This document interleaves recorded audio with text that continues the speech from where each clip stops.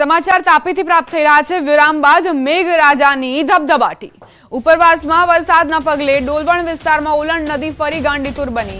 પંચોલ આશ્રમથી પીઠાદરા અંતાપુર જતા રસ્તા પર આવેલા લો લેવલ કોઝવે પર પાણી ફરી વળ્યા। કોઝવે પર પાણી ફરી વળતા 7 થી વધુ ગામોનો સંપર્ક કપાયો છે।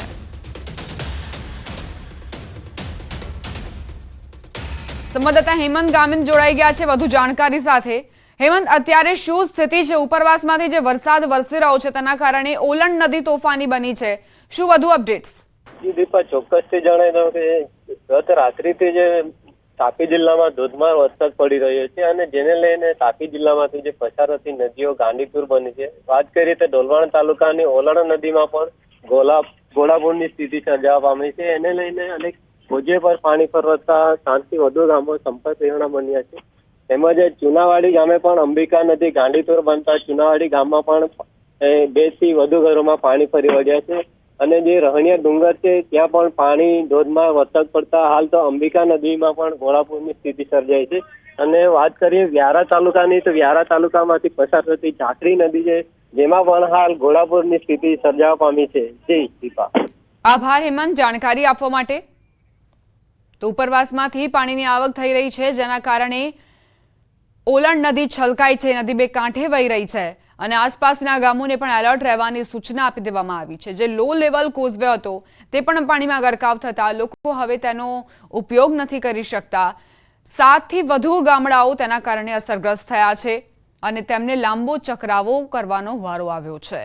ડોલવણમાં ઓલણ નદી ફરી એક વખત તોફાની રૂપે વહી રહી છે। સમાચારોમાં આગળ વધી આંધ્રપ્રદેશમાં મેઘ તાંડવે તારાજી સર્જી છે। ભારે વરસાદના કારણે વિજયવાડામાં પૂરની સ્થિતિ, રહેણાંક વિસ્તારોમાં પાણી ભરાયા। જળબંબાકારથી જનજીવન બેહાલ। આંધ્રપ્રદેશ અને તેલંગાણામાં આ જળબંબાકારની સ્થિતિ સર્જાઈ છે। ભારે વરસાદના કારણે આંધ્રના વિજયવાડામાં પૂર આવ્યું। વિજયવાડામાં ભારે વરસાદ બાદ ભૂસ્ખલન થતા 7 થી વધુ લોકોએ જીવ ગુમાવ્યો। આંધ્રમાં આકાશી આફત વચ્ચે એનડીઆરએફના જવાનો દેવદૂત બન્યા। જળબંબાકારની સ્થિતિ વચ્ચે ફસાયેલા લોકોનું રેસ્ક્યુ કરાઈ રહ્યું છે। બોટની મદદથી લોકોને રેસ્ક્યુ કરી સુરક્ષિત સ્થળે ખસેડવામાં આવ્યા। આંધ્રપ્રદેશ અને તેલંગાણા મોસમના મારના કારણે બેહાલ થઈ ચૂક્યા છે। આંધ્રથી જે તસવીરો સામે આવી જ્યાં એનડીઆરએફના જવાનોએ લોકોનું રેસ્ક્યુ કર્યું, તેમની માટે દેવદૂત બન્યા અને મોતના મુખમાંથી તેમને ખેંચી લાવ્યા। રહેણાંક વિસ્તારોમાં જે પાણી ભરાયા છે તેના કારણે જનજીવન પર માઠી અસરો વર્તાઈ છે। પૂરના પાણીએ લોકોના હાલ બેહાલ કરી દીધા છે। શેલ્ટર હોમમાં રહેવા માટે સ્થાનિકો મજબૂર બન્યા છે। જોકે પ્રશાસનની ટીમો પણ કામે લાગી છે જેથી તમામનું સ્થળાંતર કરીને સુરક્ષિત સ્થાને ખસેડવામાં આવે।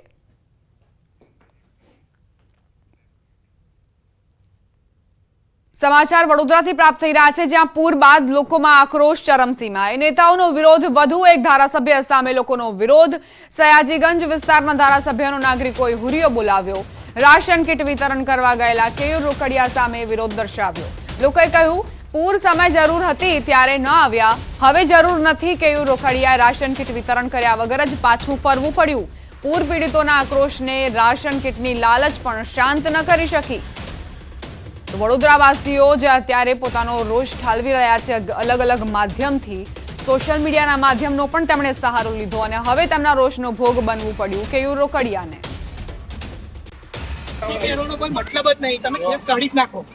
હવે બધા વોટ આલેલા છે, તમે આવું કેમ કર્યું એવું કહું છું। ના સાહેબ, ખોટી વાત છે।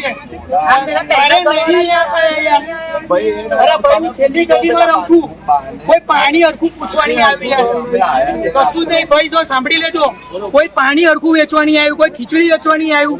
અમારું મન જાણે છે, આટલા પાણીની અંદર અમે લોકો રહ્યા છે છેલ્લી ગલીમાં, અમારે નથી જોઈતું ભાઈ કશું। પ્રદેશ કોંગ્રેસ પ્રમુખ શક્તિસિંહ ગોહિલ જામનગરની મુલાકાતે। જામનગર શહેરમાં પૂર અસરગ્રસ્ત વિસ્તારની શક્તિસિંહે મુલાકાત લીધી, જે દરમિયાન અસરગ્રસ્તોને સહાય માટે સરકારે સહેલાઈથી કેશડોલ ચૂકવવા માંગ કરાઈ। વોટ્સએપથી ફોટા વિડીયો મંગાવી સર્વે કરી સહાય ચૂકવવા માંગણી કરાઈ। કુદરતી પાણીનો નિકાલ ન થવાને લીધે લોકો આપત્તિમાં મુકાય છે તે પ્રકારની તેમની રજૂઆત। 2500 ની મર્યાદા ના હોઈ શકે, જેનું જે નુકસાન ગયું આપો। તમે પોર્ટલની વાત કરો છો, ગામડામાં માણસ પોર્ટલમાં ક્યારે અપલોડ કરશે? જેમની પાસે જે પુરાવા હોય, વોટ્સએપ નંબર જાહેર કરો દરેક જિલ્લા અને શહેરનો. વોટ્સએપ આજે બધા જ ગામડામાં લોકો પણ વાપરતા થયા છે. પોતાની રીતે વિડીયો કે ફોટો લગાવી ખેડૂતને નુકસાન ગયું છે જમીનનું વોટ્સએપ પર તમને મોકલી આપે, એને પુરાવા તરીકે માન્ય ગણો. નવા કાયદામાં પણ ઇલેક્ટ્રોનિક રીતે આપેલો પુરાવો ગ્રાહ્ય છે. થરાદમાં વિધાનસભા અધ્યક્ષ શંકર ચૌધરીની ચેતવણી આપી. શંકર ચૌધરીએ કોન્ટ્રાક્ટરોને ચેતવણી આપી છે. થરાદમાં વિકાસના કામોના ખાતમુહૂર્ત દરમિયાન શંકરભાઈ ચૌધરીએ કોન્ટ્રાક્ટરોને ચેતવણી આપી અને ટકોર કરી. તેઓએ કહ્યું કે કામમાં કચાશ રાખશો તો સીધા ઘર ભેગા થશો. શંકર ચૌધરી, જેમણે કોન્ટ્રાક્ટરોને સીધી ચેતવણી આપી છે કે કામમાં કોઈ પણ કચાશ નહીં ચલાવી લેવાય. જે કામ સોંપવામાં આવ્યું છે તેને નિષ્ઠાપૂર્વક કરો, નહીં તો સીધા ઘર ભેગા થશો. શંકર ચૌધરી, જેમના આકરા તેવર જોવા મળ્યા, કામમાં કોઈ જ કોમ્પ્રોમાઇઝ નહીં ચલાવી લેવામાં આવે તે પણ તેમણે કહ્યું છે. અહીં આગળ કોઈ તમારી પાસે એક પણ રૂપિયો માગે એજન્સીવાળા પાસે સીધો મારો કોન્ટેક્ટ કરે, પણ કામમાં જો કોમ્પ્રોમાઇઝ કર્યું તો બ્લેક લિસ્ટમાં હશો. બંને બાબત કામ એનું ગુણવત્તાવાળું બધા થવું જોઈએ. જાહેરમાં જ આવવા, કોઈ મુશ્કેલી પડે તો કરે, કોઈ નહીં માગે. મને મારી ટીમ ઉપર ભરોસો છે, કોઈ કંઈ નહીં કરે અને એક પણ રૂપિયો તમારી પાસે કોઈ માગશે નહીં. પણ તમે જો કામ ના કર્યું એ બીજે કંઈ નહીં કરી. જામનગરમાં અતિવૃષ્ટિ બાદની સ્થિતિ અંગે પ્રભારી મંત્રી મુળુભાઈ બેરાએ સમીક્ષા બેઠક યોજી. અસરગ્રસ્ત વિસ્તારોનો તાત્કાલિક સર્વે કરી લોકોને સહાય ચૂકવવા તાકીદ કરી. મુળુભાઈ બેરાએ વિવિધ વિભાગની કામગીરીની માહિતી મેળવી. સાથે જ કુદરતી આફતમાં પણ યુદ્ધના ધોરણે કામગીરી થઈ રહી હોવાનું નિવેદન આપ્યું. હાલ જિલ્લામાં સર્વેની કામગીરી માટે 123 ટીમ કાર્યરત છે. લોકોની ઘરવખરી અને અન્ય નુકસાનને લઈ કેશડોલ્સની ચૂકવણી શરૂ કરાઈ છે. તો બીજી તરફ ગામડાઓમાં વીજ પુરવઠો શરૂ કરી દેવાયો છે. રોગચાળો ન ફેલાય તે માટે આરોગ્ય વિભાગની 210 જેટલી ટીમ દરેક ઘરે પહોંચીને કામગીરી કરી રહી છે.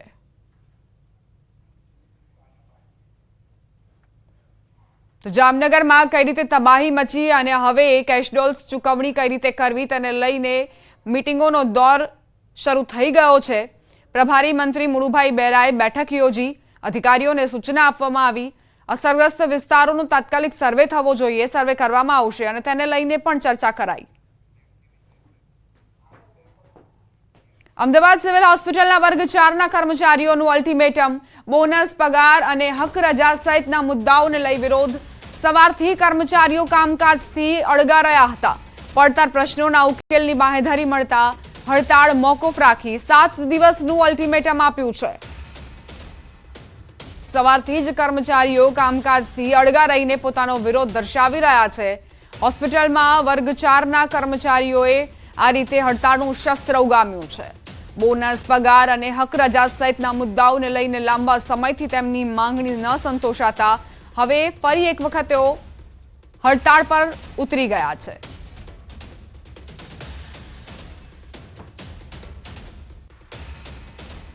તાપીના ઉપરવાસમાં ભારે વરસાદના કારણે તાપી જિલ્લામાંથી પસાર થતી અંબિકા નદીએ ફરી રૌદ્ર સ્વરૂપ ધારણ કર્યું છે. અંબિકા નદીમાં પૂરની સ્થિતિ સર્જાતા ચુનાવાડી ગામે રસ્તા ઉપર તેમજ ઘરોમાં પાણી ઘૂસી ગયા. ડોલવણના પદમ ડુંગરી ઇકો ટુરિઝમથી ચુનાવાડી તરફ જતા રસ્તા પર પણ પાણી ફરી વળ્યા છે.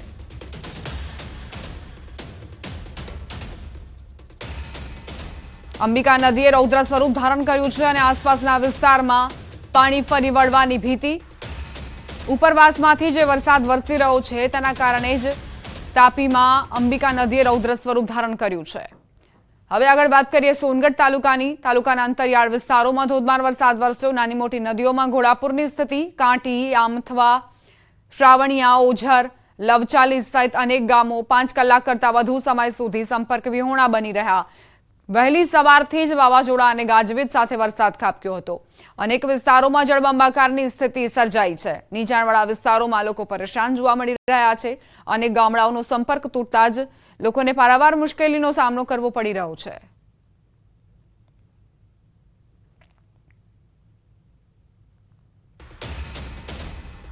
તાપી જિલ્લામાં વરસાદનું આગમન. વ્યારા, વાલોડ, ડોલવણમાં વરસાદ ખાબક્યો. અનેક વિસ્તારોમાં ધોધમાર વરસાદ વરસી રહ્યો છે. વાહન ચાલકો, રાહદારીઓ પરેશાન થયા. લોકો છત્રી સાથે રોડ પર નીકળ્યા. ગાજવીજ સાથે જિલ્લામાં વરસાદી માહોલ જામ્યો છે. ફરી એક વખત તાપીમાં વરસાદ વરસી રહ્યો છે. વાહન ચાલકો અને રાહદારીઓ તે વચ્ચે પરેશાન થયા.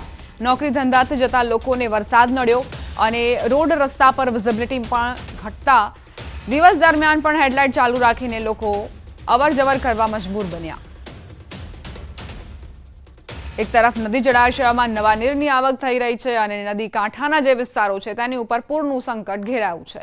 તાપીના જ અલગ અલગ દ્રશ્યો આપ જુઓ કઈ રીતે નદીઓએ રૌદ્ર સ્વરૂપ ધારણ કર્યું છે. અંબિકા નદીમાં પૂરની સ્થિતિ જોવા મળી રહી છે. આસપાસના વિસ્તારમાં પાણી ફરી વળે તો તબાહી મચશે. તો ઘણા શહેરી વિસ્તાર જ્યાં ઝરમર વરસાદના કારણે વાહન ચાલકોને પરેશાનીનો સામનો કરવો પડ્યો હતો. વિઝિબિલિટીમાં પણ ઘટાડો થતાં જ લોકોને દિવસ દરમિયાન હેડલાઇટ ચાલુ રાખીને વાહનો હંકારવાનો વારો આવ્યો. વ્યારા, વાલોડ, ડોલવણ સહિતના જે વિસ્તારો છે તે વરસાદથી પ્રભાવિત.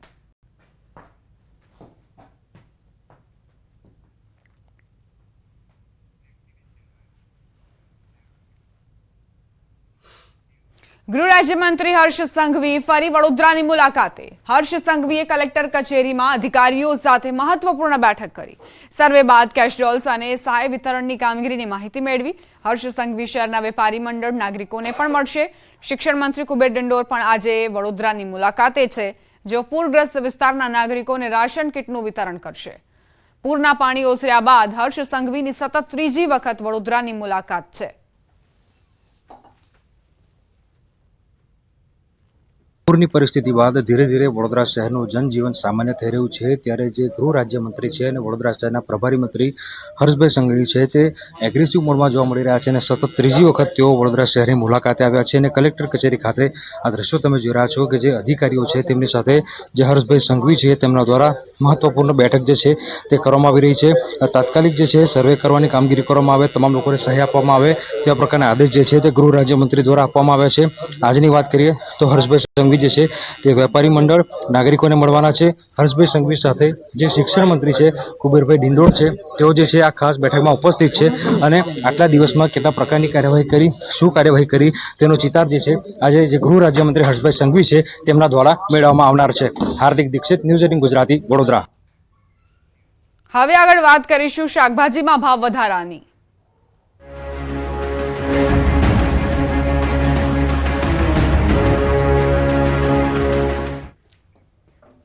વરસાદ અનેક મુશ્કેલીઓ લઈને આવ્યો છે. વરસાદના કારણે ફરી એક વખત શાકભાજીના ભાવ આસમાને પહોંચ્યા છે. તહેવારોની સિઝનમાં શાકભાજીની માંગમાં વધારો થયો, પરંતુ વરસાદના કારણે શાકભાજીની ઓછી આવક નોંધાઈ રહી છે, જેના કારણે રિટેલ માર્કેટમાં શાકભાજીના ભાવ 100 રૂપિયા ઉપર પહોંચી ગયા છે. શાકભાજીના ભાવ વધતા તેની સીધી અસર ગરીબ અને મધ્યમ વર્ગ પર પડી રહી છે. ગવાર 120 છે, ભીંડા 120 છે, ટીંડોળા 120 છે. આ વરસાદ લીધે બહુ ભાવ વધી ગયા છે, આવક ઓછી છે. બરોબર, વરસાદો પાણીથી બધું શાક બગડી ગયું. રાજ્યમાં ભારે વરસાદના કારણે ખેડૂતોને નુકસાન વેઠવવાનો વારો આવ્યો. ભારે વરસાદની અસર લોકોના ખિસ્સા પર પડી રહી છે. શાકભાજીને વરસાદથી થયેલા નુકસાનની સીધી અસર ગૃહિણીઓના બજેટ પર પડી રહી છે. ત્યારે મહેસાણામાં વરસાદ બાદ શાકના ભાવમાં ફરક જોવા મળી રહ્યો છે. કેટલાક શાકભાજીના ભાવ ડબલ થઈ ગયા છે, તો કેટલાક શાકભાજી ખરાબ થઈ જતા ભાવ ગગડી રહ્યા છે. ટામેટા મહારાષ્ટ્રથી આવતા હોવાથી ભાવમાં કોઈ અંતર નથી જોવા મળતો. ભીંડાના ભાવમાં 50% જેટલો વધારો જોવા મળ્યો, તો ચોળી તેમજ ભટ્ટાના ભાવમાં લગભગ ડબલ થઈ ગયા છે. સફેદ રવૈયાના ભાવમાં પણ 20 થી 30 રૂપિયાનો વધારો.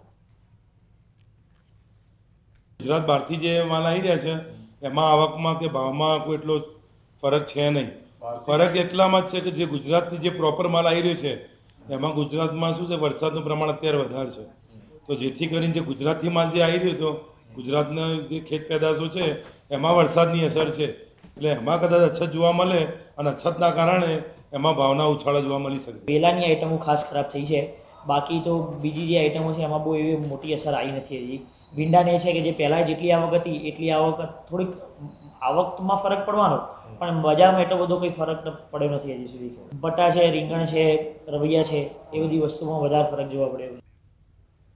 આ સાથે જ બુલેટિનમાં અત્યારે બસ આટલું જ. વધુ અપડેટ્સ માટે આપ જોતા રહો News 18 ગુજરાતી.